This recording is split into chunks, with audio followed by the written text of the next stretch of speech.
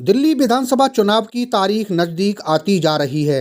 वैसे वैसे प्रत्याशी भी अपनी जीत के लिए एड़ी चोटी का जोर लगाने में कोई कोर कसर नहीं छोड़ना चाहते हैं।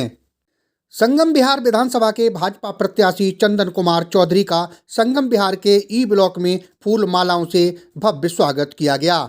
इस मौके पर ई ब्लॉक के प्रधान हीरा पंडित जी और ब्राह्मण समाज के वरिष्ठ नेता चंद्र प्रकाश शर्मा जी के अलावा भाजपा के वरिष्ठ कार्यकर्ताओं एवं शिवसेना के कार्यकर्ताओं व ब्राह्मण समाज के वरिष्ठ कार्यकर्ताओं तथा सैकड़ों की तादाद में भाजपा प्रत्याशी चंदन कुमार चौधरी के समर्थकों की भीड़ मौके पर मौजूद रही।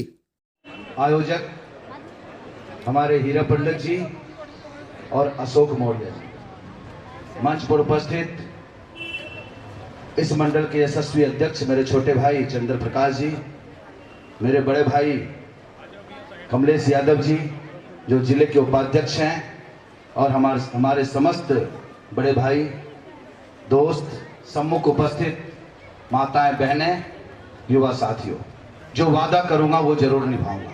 जो आपके सामने भी ये रोड दिख रहा है, बगैर नाले का टेंडर है, ये बहुत बड़ा घोटाला है।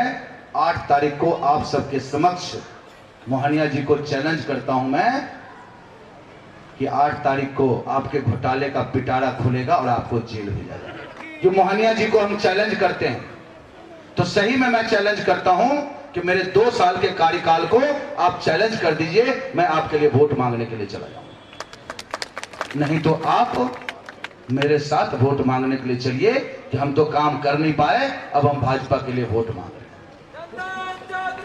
हैं। तो 11 साल में मोहनिया जी ने कोई भी बुनियादी सुविधाओं से आपको संपन्न नहीं किया। मैं आपसे वादा करता हूं कि 5 तारीख को वोट के रूप में मुझे आशीर्वाद दें और दिलवाएं। 8 तारीख से सेवक के रूप में, बेटा के रूप में आप सबकी सेवा करूं। संगम बिहार की तस्वीर और तकदीर बदलने की कोशिश करूंगा। जिस प्रकार से मैंने अपने वार्ड में 2 साल के अंदर 37 करोड़ का विकास कार्य किया है, उसी प्रकार से यहां भी 2 साल की गारंटी देकर के जाता हूं। सभी बुनियादी सुविधाओं से आपको लैस करूं। 11 साल से पाप भी तो मोहनिया जी का है। 11 साल का पाप है, क्या चलने का रास्ता है? सबसे बड़ा पाप यह है कि उन्होंने संगम बिहार वासी को नारकी जीवन जीने के लिए मजबूर कर दिया है। न पानी की सुविधा है, न चलने का रास्ता है, न शुद्ध हवा है, और न सीवर की व्यवस्था है, न शिक्षा की व्यवस्था, न स्वास्थ्य की व्यवस्था है। इससे बड़ा पाप क्या होगा? नेता बन के घोटाला करने का काम करता है, रिसोर्ट्स बनाता है, महलें खड़ा करता है और संगम बिहार की जनता को डूबने के लिए छोड़ देता है। गंदगी वाला पानी पीने के लिए मजबूर कर देता है।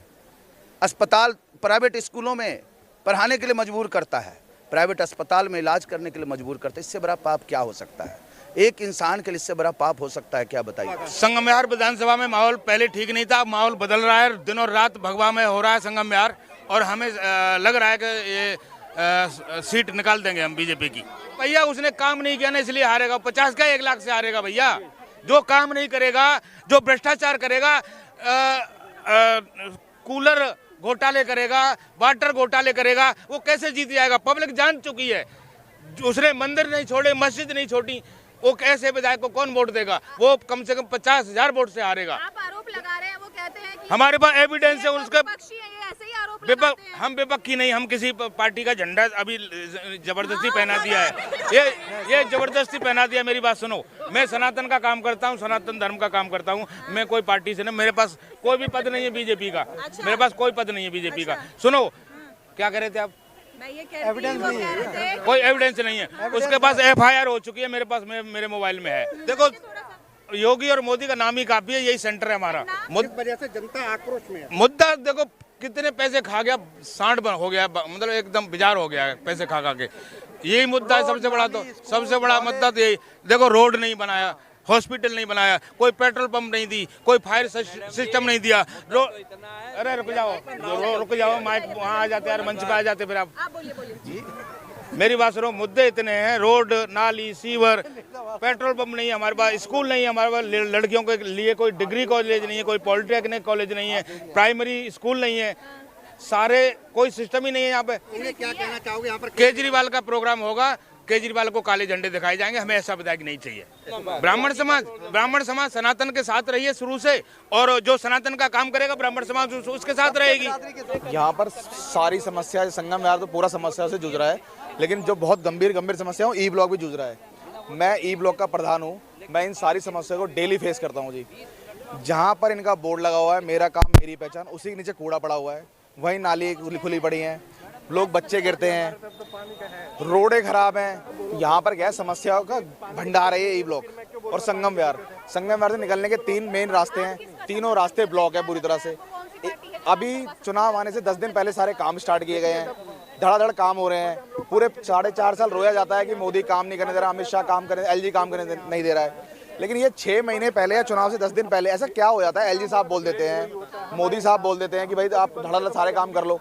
देखिए, जैसा कि हम आपको बता दें, यहाँ पर जो ई ब्लॉक है संगम विहार का इलाका है, और यहाँ पर जो संगम विहार विधानसभा है वहाँ से भारतीय जनता पार्टी के जो प्रत्याशी हैं चंदन चौधरी जी, वो अभी यहाँ पर ई ब्लॉक में आए थे और उन्होंने यहाँ के क्षेत्रीय जो मुद्दे थे उनको यहाँ पर गिनाया और जनता से ये अपील की और अपना टाइम पीरियड भी बताया कि जो भी हम वायदा आपसे करके जाएंगे अपने टाइम के हिसाब से वो हम आपको बिल्कुल पूरा करके दिखाएंगे। अब देखना ये होगा कि चंदन चौधरी यहाँ पर वायदा तो बहुत सारे कुछ करके गए, अब लेकिन वो इस वादों को अपने टाइम के मुताबिक निभा पाएंगे या नहीं निभा पाएंगे। 5 तारीख को इलेक्शन है, 5 फरवरी को जब वोट पड़ेंगे तो क्या जो ये जनता की भीड़ है क्या वो वोटों में तब्दील हो पाएगी, ये देखने वाली बात होगी। और 8 तारीख को इसका रिजल्ट ही बताएगा कि संगम विहार विधानसभा क्षेत्र से कौन प्रत्याशी विजयी होता है।